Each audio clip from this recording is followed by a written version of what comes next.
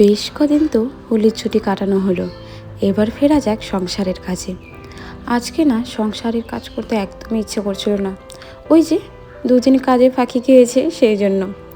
নমস্কার বন্ধুরা, আমি দিয়া। আমার একটি নতুন ব্লগ ভিডিওতেই তোমাদের সবাইকে জানাই অনেক অনেক স্বাগত। আজ হলো শুক্রবার। কালকে আমরা বাড়ি ফিরে এসেছিলাম, কিন্তু কোনো কাজ আমার কালকে করা হয়নি। সব জামা কাপড় আমি এক জায়গায় গুছিয়ে রেখেছিলাম। আর সকাল হতে না হতেই এদিকে আমি সব বের করে নিয়েছি, যেহেতু সব জামা কাপড় মানে বেশিরভাগ জামা কাপড়ে আর কি ধরো হোলির রং লেগে রয়েছে, তো সেগুলো না ধুয়ে দিলে তো একদমই চলবে না। সাদা কাপড়গুলো আমি কালকে আসার সাথে সাথেই ধুয়ে দিয়েছিলাম, আর যেগুলো এক্সট্রা সেগুলো আর কি আজকেই ধুয়ে দিচ্ছি। আজকে জামা কাপড় মেলে দেওয়ার জন্য আমি একটা রশিও টানিয়ে নিয়েছি। যাই হোক, তোমাদের হোলি কেমন কাটলো সেটা কমেন্টে অবশ্যই জানিও। আজকে আবার সকাল থেকেই মনে হচ্ছে আমার জন্য ঠান্ডা লেগে গিয়েছে, গলাটা কেমন ভাঙা ভাঙা মনে হচ্ছিলো, আর কাশিও হচ্ছিলো। এই জন্য সকাল থেকে সবসময় গরম জল খাচ্ছি, কিন্তু দুপুরের সময় এতটা গরম পড়ছে তখন আর গরম জল খেতে পারছি না। ওই সকালে রাতের সময় যা একটু গরম জল খাওয়া যাচ্ছে।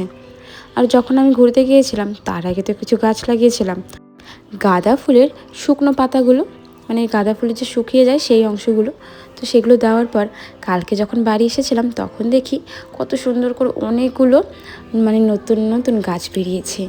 এগুলো একটু বড় হলে তারপর অন্য জায়গায় লাগানো যাবে, কিন্তু বেশিরভাগ গাছগুলো না সিঁড়িতে রাখতে হবে। ওই যে আমার সিঁড়ি তো অনেকবারই তোমাদের দেখিয়েছি, একটু উঁচু রয়েছে, বাকি জায়গাগুলো একদম নিচু। হ্যাঁ, বৃষ্টির দিন তো আর বেশি দেরি নেই। চৈত্র মাস তো পড়লো নাকি পড়ে যাচ্ছে, বাংলা মাসের হিসাব জানি না। দেখো কি একটা অবস্থা রয়েছে বাড়িতে না। ক্যালেন্ডার রয়েছে, সেটা হলো ইংলিশ ক্যালেন্ডার, বাংলা ক্যালেন্ডার আর কি নেই। এই জন্য বাংলা ক্যালেন্ডারে অনেক সমস্যা হয়ে যায়। তারিখ জানি না, দিন জানি না, কোন মাস চলছে সেটাও জানি না। বাঙালি হিসাবে এটা ভীষণ একটা দুঃখের বিষয়। তোমাদের সাথে কথা বলতে বলতে রান্নাঘরটাও পরিষ্কার করে নিয়েছি। কদিন ধরে বাড়িতে নেই, ভাবো তাহলে বাড়িঘরের কী একটা অবস্থা। হ্যাঁ, যে যতই পরিষ্কার করুক না কেন, নিজের মতন কাজ করতে তো ভীষণ ভালো লাগে। সকালে রান্নাবাড়ি করে নিয়েছি, দেখতেই পারলে অনেকগুলো বাসন রয়েছে, সেই বাসনগুলো আমাকে আবার একটু করে ধুয়ে দিতে হবে। ভাবলাম রান্নাঘরটা আগে পরিষ্কার করে নিই, তারপর নয় বাসন ধোয়ার ওই দিকটা যাওয়া যাবে।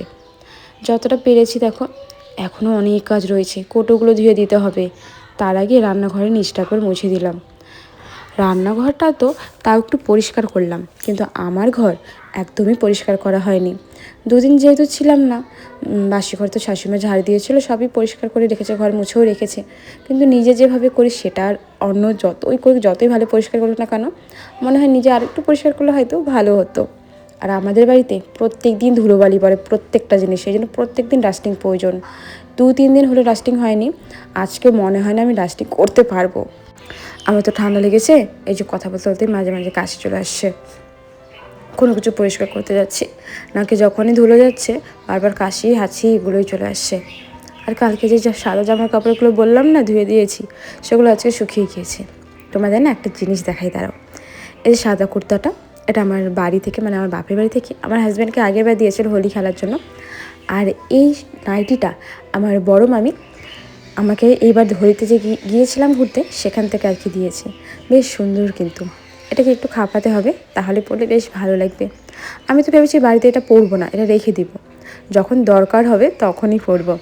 সব জিনিস নষ্ট করে কী লাভ বলো তো, কিছু কিছু জিনিস ঘরে উঠিয়ে রাখা ভীষণ ভালো। এদিকে আমি কাজ করছিলাম আর পাশের বাড়ি থেকে এসে একজন ডাকলো, তারপরে আর ভিডিওটা কন্টিনিউ করতে পারলাম না।